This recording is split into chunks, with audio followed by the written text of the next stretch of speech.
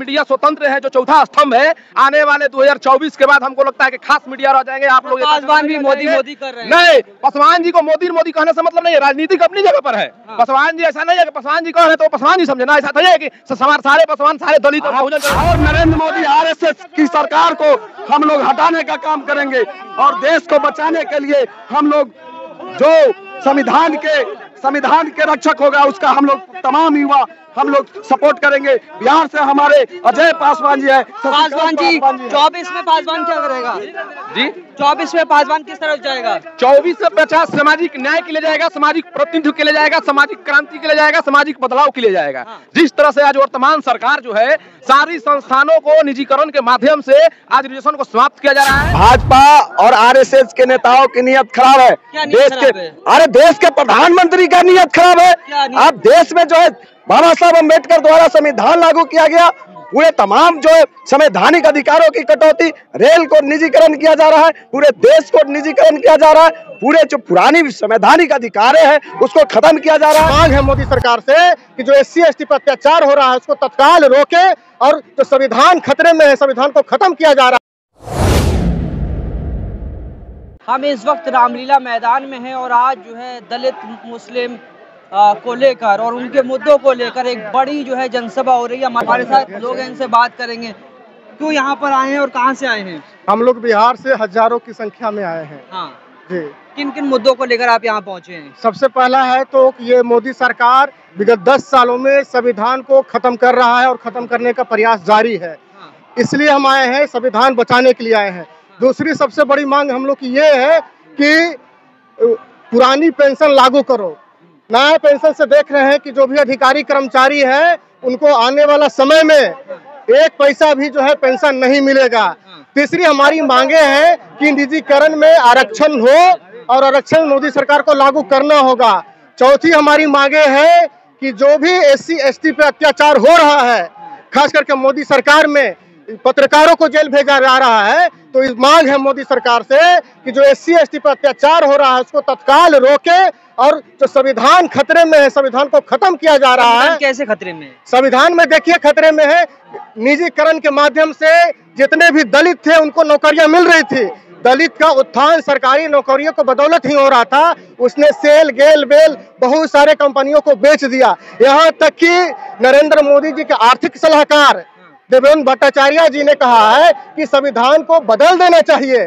तो कहीं न कहीं माफी भी तो मांगी उन्होंने। नहीं, माफी मांगी है, लेकिन कहीं से न कहीं से बीजेपी और आरएसएस के अंदर ये तो है संविधान बदलने की प्रक्रिया हो रही है, मांग उठ रहा है, तब न इस तरह का बात आ रहा है। आरएसएस के कई लोग ये कह चुके हैं, खास करके मोहन भागवत जी भी कह चुके हैं कि अब समय आ गया है कि संविधान को बदलना चाहिए। तो ये मोदी सरकार जी तो कहते हैं सब भाई हैं हमारे। भाई कहने से अगर भाई है तो जाति पर तो हटा दे, दलितों को भी जो है मंदिरों में आरक्षण दे दे।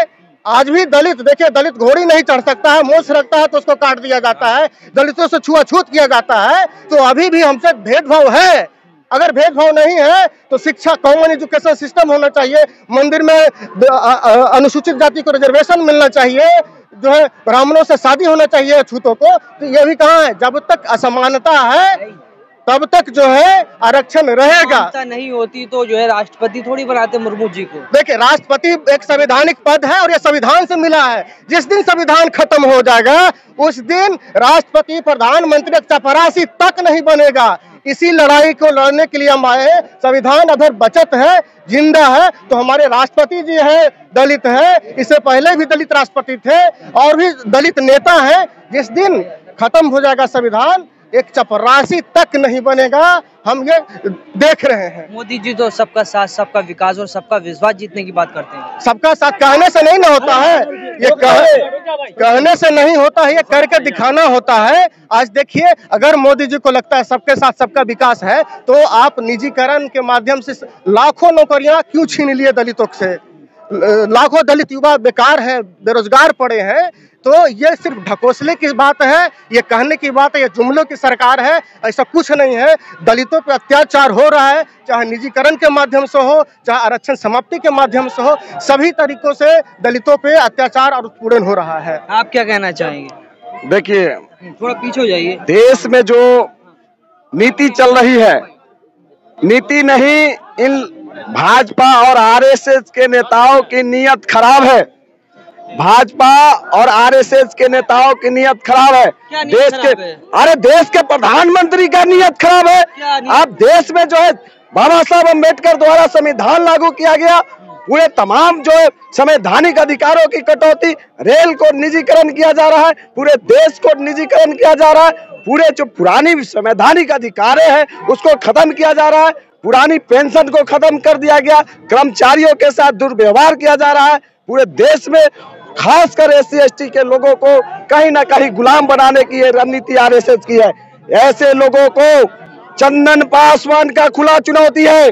नरेंद्र मोदी को खुला चुनौती देते हैं। देश में अगर संविधान को बदलने की कोशिश भी की तो आपको बता दे कि भीमा कोरेगांव जो है कर देंगे। भीमा कोरेगांव रुक जाइए। तो पासवान तो मोदी कर रहे हैं। अरे मोदी नहीं, हम कह रहे हैं ना, अगर संविधान के साथ छेड़छाड़ हुआ तो हम देश के तमाम युवा भीमा कोरेगांव दोहरा देंगे। 24 में असर पड़ेगा इसका जी, 24 में असर पड़ेगा चुनाव में। अरे अवसर क्या, पूरे देश के युवा जाग गया है और नरेंद्र मोदी आरएसएस की सरकार को हम लोग हटाने का काम करेंगे और देश को बचाने के लिए हम लोग जो संविधान के रक्षक होगा उसका हम लोग तमाम युवा हम लोग सपोर्ट करेंगे। बिहार से हमारे अजय पासवान जी है। पासवान जी 24 में पासवान क्या करेगा जी? 24 में पासवान किस तरफ जाएगा? 24 से 50 सामाजिक न्याय के लिए जाएगा, सामाजिक प्रतिनिधित्व के लिए जाएगा, सामाजिक क्रांति के लिए जाएगा, सामाजिक बदलाव के लिए जाएगा। जिस तरह से आज वर्तमान सरकार जो है सारी संस्थानों को निजीकरण के माध्यम से आज रिजर्वेशन को समाप्त किया जा रहा है और आने वाले आपको आगाह कर देते हैं कि जो आज आप मीडिया स्वतंत्र है, जो चौथा स्तंभ है, आने वाले 2024 के बाद हमको लगता है कि खास मीडिया रह जाएंगे। आप लोग पासवान भी मोदी कर रहे हैं। नहीं, पासवान जी को मोदी कहने से मतलब नहीं है, राजनीतिक अपनी जगह पर है। पासवान जी ऐसा नहीं है कि पासवान जी कह रहे तो पासवान जी समझे ना, ऐसा नहीं है कि सारे पासवान सारे दलित और बहुजन चले जाएंगे। आपको जो है ना वैसे लोगों को जाइए जो पासवान जी को बहुजन लोगों को बहुजन समाज पूरे साथ नहीं है, इसलिए हम लोग ये संविधान बचाने के लिए, आरक्षण बचाने के लिए गए हुए हैं। पासवान है